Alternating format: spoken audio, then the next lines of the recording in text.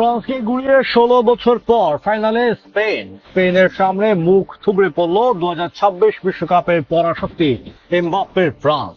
2026 FIFA বিশ্বকাপের প্রথম সেমিফাইনালে এক ঐতিহাসিক ও অবিশ্বাস্য পথ পরিবর্তন।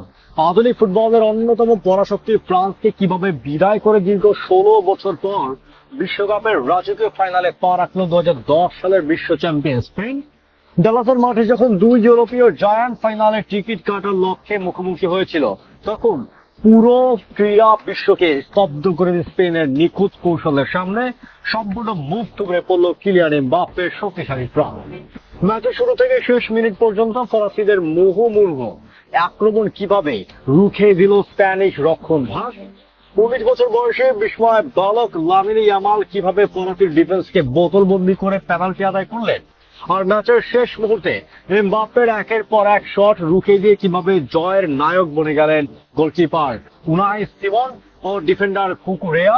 চলুন এই ভিডিওতে পুরো ম্যাচের রোমাঞ্চকর ঘটনার নিখুঁত ব্যবচ্ছেদ করা যাক, তাহলে দেখতে থাকুন। বন্ধুরা, ডালাসের এই সেমিফাইনালের শুরু থেকে দুই দলই আক্রমণাত্মক ফুটবল খেলতে শুরু করে। ম্যাচের 14তম মিনিটে প্রথম দারুণ সুযোগ পেয়েছিল ফ্রান্স। কাউন্টার অ্যাটাক থেকে কিলিয়ান এমবাপ্পে বিদ্যুৎ গতিতে বল নিয়ে স্পেনের বক্সে ঢুকে পড়েছেন।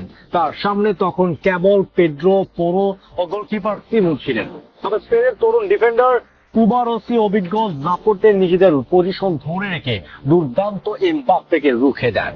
এর ঠিক পরে 20তম মিনিটে ম্যাচের মোড় ঘুরে যায়। কুকুরেয়ার বাড়িতে দেওয়া ক্রস ফ্রান্সের লেফট ব্যাকে দিনিয়ে নিয়ন্ত্রণে নিতে গিয়ে ব্যর্থ হন এবং বক্সে থাকা স্প্যানিশ তারকা লামিনে ইয়ামালকে ফাউল করে বসেন। রেফারি সঙ্গে সঙ্গে পেনাল্টি বাঁশি বাজান। বিশ্বকাপ ইতিহাসের তৃতীয় সর্বকনিষ্ঠ খেলোয়াড় হিসেবে পেনাল্টি আদায়ের এই কীর্তি গড়েন 19 বছর ও মাত্র একদিন বয়সী ইয়ামাল। 23তম মিনিটে পেনাল্টি থেকে নিখুঁত শটে স্পেনকে 1-0 গোলে এগিয়ে নেন মিকেল ওয়ারসাবাল। পিছিয়ে পড়ার ঠিক পরে ফরাসি ডিফেন্ডার সালিভা ইনজুরিতে পড়ে মাঠ ছাড়লে বড় ধাক্কা খায় ফ্রান্স। চলুন স্পেনের অবিশ্বাস্য জয়ের নেপথ্যের কৌশল ও দ্বিতীয়ার্ধের রহস্য তুলিয়ে দেখা যাক।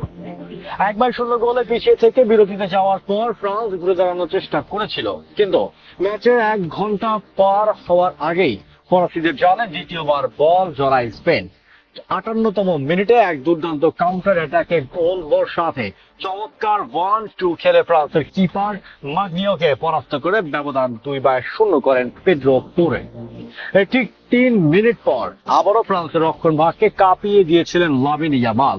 একক চেষ্টায় তিনি বল ফ্রান্সের জালে জড়ালেও লাইন্সম্যান অফসাইডের পতাকা ওড়ান। VAR প্রযুক্তিতে দেখা যায় ফরাসি ডিফেন্ডার ডিনিয়েকে থেকে মাত্র কয়েক মিলিমিটার এগিয়ে ছিলেন এই বার্সা তারকা, যার কারণে গোলটি বাতিল হয়। তবে এই বাতিল গোল প্রমাণ করে দিচ্ছিল যে স্পেনের আক্রমণ ভাগের গতি সামলাতে ফ্রান্সের ডিফেন্স কতটা হিমশিম যাচ্ছিল।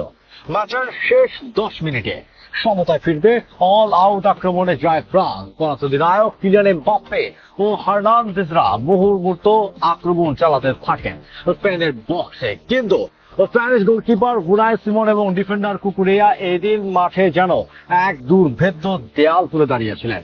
82 ও 83তম মিনিটে সিমন দুর্দান্ত দুটি সেভ করেন। এরপর 89তম মিনিটে এমবাপ্পের একটি জোরালো শট গোলবারের উপর দিয়ে চলে যায়।